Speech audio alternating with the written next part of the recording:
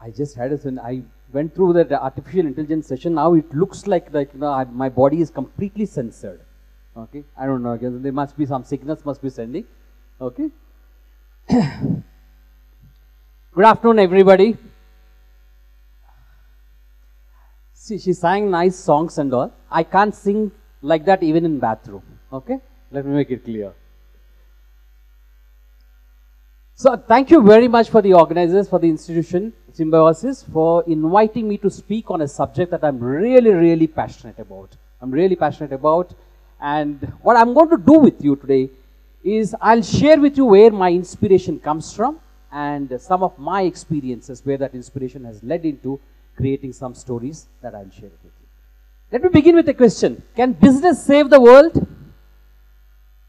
Yeah? Can it save us from international terror, teetering economy, or some climatic issues or any other crisis? Can business lead the world? Can it lead us in eradicating poverty and hunger, reducing childhood mortality, gender equality, environmental issues, healthier future for kids?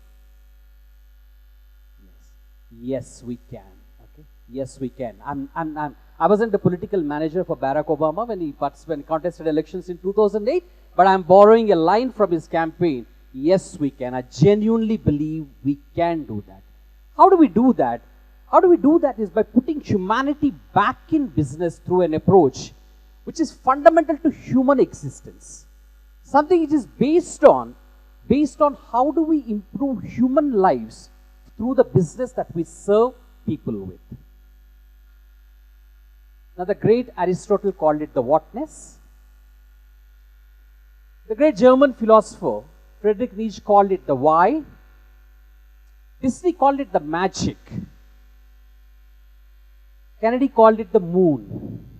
Whether it's the whatness or the why or the magic or the moon, there is one common secret ingredient between all these people. Take a guess? That's right, absolutely. They're all led by purpose, fiercely led by purpose. That's the reason why they went on to make what they've done. They have transformed the way the world functioned till then, and they transformed our lives. The world has never been the same with the advent of these guys and with their purposes. But until now, when you look at purpose has been felt either it was associated with a religious belief or membership in groups or dedication to a cause. Largely, it existed in the realm of those things. What we are seeing now, purpose is a universal force and its impact is felt everywhere. Every single context of our existence in this world, you can feel the purpose. It's no longer confined to private reflection through certain groups or some functions or some religious beliefs and all. It's actually coming out into the open and liberating public life. Now, so much so that almost 3 years ago, there was a purposeful enterprise summit that happened in US. Now, where the CEOs of the best of the corporations, name any top corporation in the world, they've all come together and universally stressed on the fact that businesses need to have purposes. Businesses can't be any more about delivering quarter-on-quarter profits and how do I make shareholders rich. We do that. We're part of business. We do that. But businesses can't be confined to that. They do need to have a purpose in creating deeper meanings for people like that. How do I make people's lives richer and meaningful? And businesses have to do that. See, I always felt, because many times it's easy to blame the government.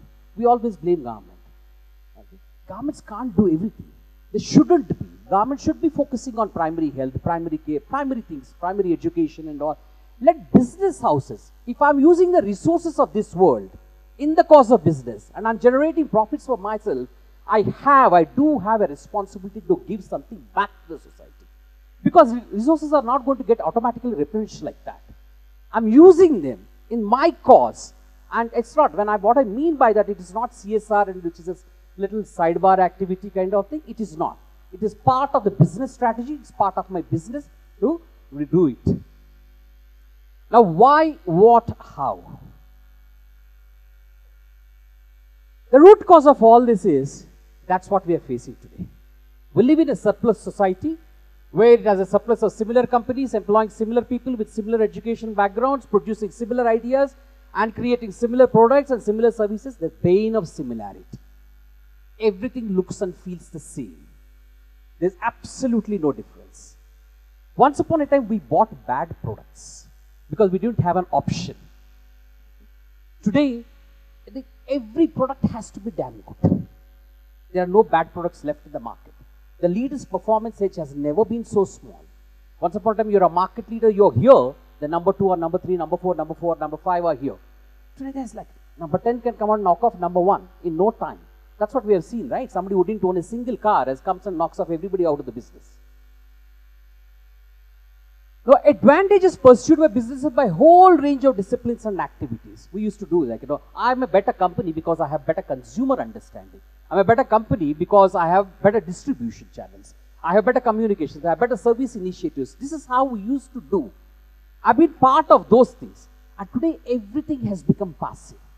You don't really know what works. All branded competitors in every category are engaging in each one of every single one of these and trying to prove how they have an advantage over you. And it's an endless competition. Remember one thing, we live in a turbocharger technological world where everybody can access the best of the technology, everybody can raise the best of the resources, and everybody can create a damn good product. And probably everybody can create a great brand also within no time. Once upon a time, we used to think building a brand takes time. Today, probably, if I may exaggerate, probably people are building a brand in overnight. It has been proven time and again. Okay? We go through these and try and say, this is different. This brand is different from that brand because of this. And many times we have realized those differences exist only in the marketer's mind. In the consumer's mind, there's absolutely no difference. If I step out of this stage and behave like a consumer and go to an outlet to buy a product, I behave exactly the same way. I say there's no difference between this and this. If this is not available, I'll take that. It's not that if this is not there, I'm going to violently come out into the streets and protest why is this not available? It won't happen. So all making brands blands. I'm not saying this. This great man has done something very worthy in his life. And if he's feeling that brands have become blands, there is some truth in that. The juice has been sucked out of the brands and brands are becoming lifeless commodities.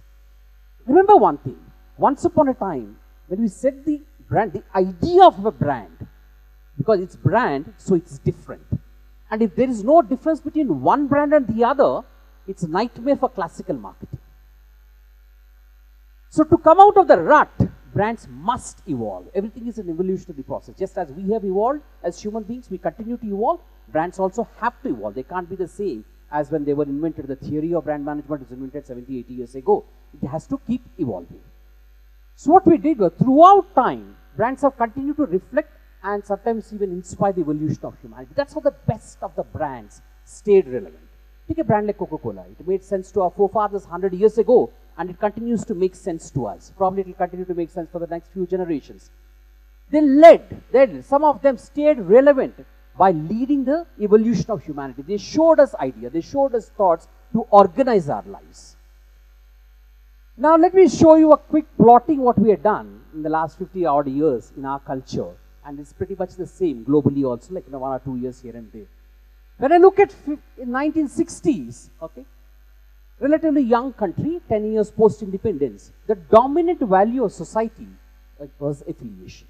We didn't have much knowledge about the commercial world of brands. Commercial world of brands in business. How do I brands? How to buy a brand? Why is this brand better than that brand? Why do I need to pay more? Why is that premium? All those kinds of questions you used to have. So how people used brands is they sought guidance. Help me navigate to make a choice. By the time it was 70s, it was a different kind of generation emerged. The dominant value of society was rebellion. How people used brands is to negotiate with the system. 80s was about status, defining value through objects. 90s individuality, 2000s is about collaboration. Quick illustrations. Those were the brands of 1960s, affiliation. I'm sure none of you are nowhere near getting born around that time. Maybe you can ask your parents or grandparents. So those used to be the brands of 60s. Now 1970s, I said the dominant value of 70s was the mood of the nation was one of rebellion. Can you think of a brand or brands which symbolize that spirit? the best 70s. I come from a creative industry, so your answers have got to be a little lateral. Yep. No, it's an obvious guess. You're not wrong. It's absolutely right. You're absolutely right. But I said the little lateral. Colgate is also an obvious guess. Obvious guess. 1 second. Just one more, sir. One more chance. Sorry? None of your answers are wrong. But the best brand of 70s to my mind, I could think of only one. That's this. Yeah. It's a commercial brand, an absolute commercial brand. But that, he wasn't just another product. He was a cultural icon. He symbolized the spirit of the nation the best at that time. By the time it was 80s, I said, like, the dominant value of society is status. Can you think of an example? 80s? Come on, fast. Come on. That's it. That's the best status symbol of 80s. Yep, best status symbol of 80s. 90s is about individuality. Any guesses? Obvious guesses. No, come on, little lateral. Okay, just let me give you a little clue. Since I used a cinematic example for 70s, 90s also I used a cinematic example. Yes. Okay, that's what it is. See, they understood the difference between 70s and 90s. 70s, we were a rationed society. Okay? We had to fight for everything. Even if you wanted sugar for Diwali, you'd have to really fight. You had to use influence to get that. And there was nothing. It was all limited. By the time it was 90s, we started to become a society of plenty, liberalized country. It's a question of how much I can maximize for myself. This guy never fought with anybody. In the end, he got his girl, he got his parents, he got his job, he got whatever he wanted. Yeah? So 2000s is about collaboration, and we used brands to connect with others. Those are all the brands. And today, it's no longer about what people buy, it's about what they buy into. By buying this brand, what am I buying into? Is there something far bigger than the economic unit of transaction that I'm doing by buying this powder, toothpaste, or a powder, or a car, or whatever it is, by computer, or whatever? So the dominant value, what we are seeing, is purpose, and how people use brands is to be part of something bigger. It's exactly like that. Like when I go, even when we take up jobs or go to organizations, I don't want to go in the morning thinking that I'm going to be in the midst of 4 walls from morning 9 to 6, versus thinking that this organization is geared towards a higher purpose, and I'm part of making that happen, and making that change happen, and making that impact happen in the society. That motivates me a lot. That the difference is pursuing a job versus pursuing a passion. Then the difference is diametrically different. Very, very different. When you are pursuing a passion, it comes from within. It's not about doing a job anymore.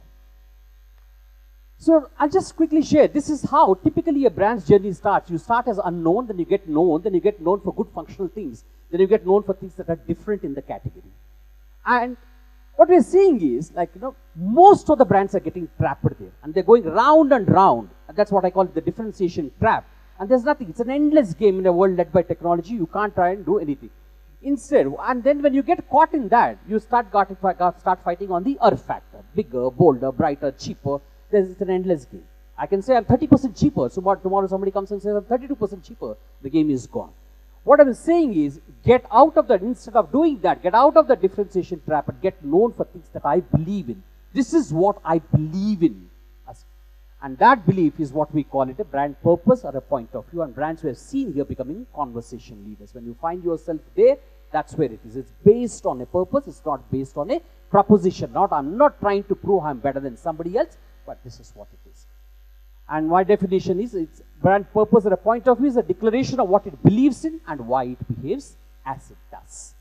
So some examples, I'll show you global examples, quickly run through, and I'll show you 3 illustrations that I practice on. So this is everybody's favorite. It's easy to explain. To empower exploration and self-expression is what Apple. That's the reason why, because it's based on purpose. We never questioned their credentials when they moved from computers into music, from there into phones. Tomorrow they sell a water bottle, we'll pay 1,000 rupees and buy that, thinking that there's something magical in that. That's what it is. Okay. Same thing is Nike, to bring inspiration and innovation to every athlete in the world. And Lego is not about selling bricks. They never said like I'm selling some plastic bricks which are very good to use and all those things. It's about to inspire and develop builders of tomorrow. How inspirational that is, like, you know.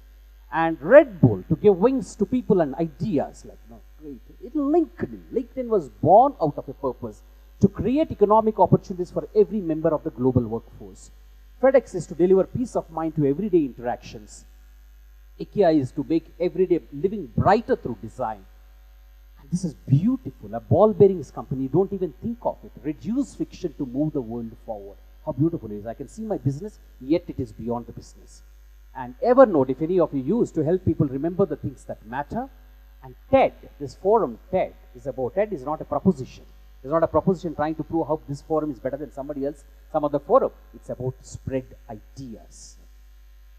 Quickly, our practices. The first one I'll talk about Tata Tea, which I'm very proud of. Like, when you look at the tea, Britishers along with cricket, they also brought tea to our country. Okay? And tea forever has been sold on color, on taste, on aroma. We used to do like a lot of film shoots used to happen, aroma. The director used to tell the heroine, close your eyes and smell and all. Nothing of that sort happens. Like, yeah, nothing. You never get such kind of aroma and all. Like, so this is what it is. Like, and then we had a situation where Unilever was outselling Tata Tea 5:1. Tata Tea neither had the resources, neither had the physical resources, nor the money, whatever it is kind of thing, to match up to Unilever. So we said, like, when you understand, okay, now that's when I said, like, always look at my advice to all of you, do not look at brands as part of marketing, look at brands as part of culture. And try and give cultural authority to the brands and not just brand authority. When we looked at tea, see, tea is a very Western concept. Tea, when you go to the Western world, it's had literally, they make tea and had it in gardens. They sit in gardens, lounge chairs and all, and talk about all inane things like which have no relevance to the world. Like, you know, that's tea. It's a relaxant. And when it comes to our country, for us it's not tea, it's chai. Right? Chai. And we don't make chai, we cook chai. हम उसमें अदरक डालते, चीनी डालते, दूध डालते and boil it to 100 degrees centigrade. After that, relaxation doesn't happen, you get stimulation. That's what tea, that's what chai is. So that's the thing that we found out. Like we said, that is what it is, chai for us. It's not tea. It's not about selling tea. The other thing we found was the young people like you, stopped drinking tea. Okay? Because they're all moving to coffee, aided by the cafe culture. Because drinking coffee is seen as cool. Carrying a coffee glass, Starbucks, and then cafe coffee day and all this is cool. You're carrying tea, chai, and all this is very desi kind of thing. Like, what is this like? So he said, like, and in a country like ours, 60% of this country are young people. And any company, any brand, any business, if you don't do business with the young people, you don't have a future. And young people are moving away from it. So what we said was, it's not about that. That's when we said, like, the culture truth, we said, younger people at that point of time, they're coming out more into the open, aided by the digital and social media revolution and all. They're coming out with ideas, they're expressing themselves, they're not taking things lying down and expressing them and saying, I don't agree with this, I don't like this, this shouldn't have been done, this should have been done, raising issues of corruption, raising issues on something else and all. So we used that, and then we said, tea doesn't wake you up, but awakens you. It should awaken. When you have a Tata tea, it should awaken you to the ills of our society and how you can stand up for that and actually contain them. My last point is, purpose is like a gravitational force, but instead of pulling things down, it actually pushes things up. And my appeal to all of you youngsters, please believe in purpose. It's not about proposition and how it will benefit me, how with a purpose, how we can impact the larger society in a positive way. That's what brands are supposed to do and businesses are supposed to do. Thank you. Thank you very much.